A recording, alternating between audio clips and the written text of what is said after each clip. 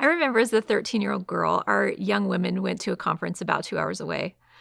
Ardith Cap was to be the keynote speaker, and she was the general young women's president at the time.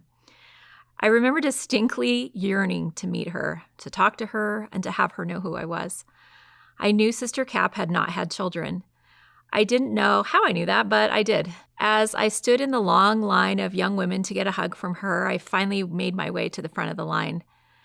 As she gave me a hug, I wept.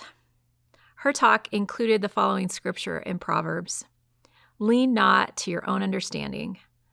And in her words, that sometimes meant that we must be willing to bend a little bit more to the way that our life is going to go, to expectations that don't get met.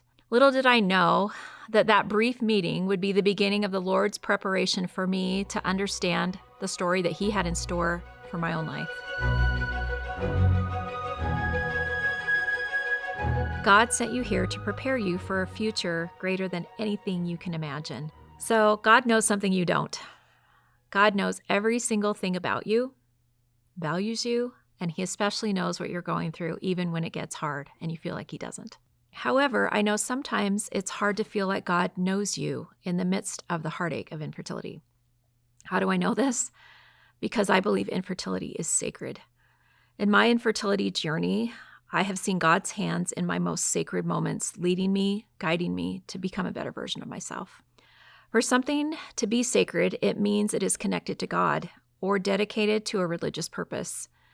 Going through infertility ultimately connected me to God in a way I have never known.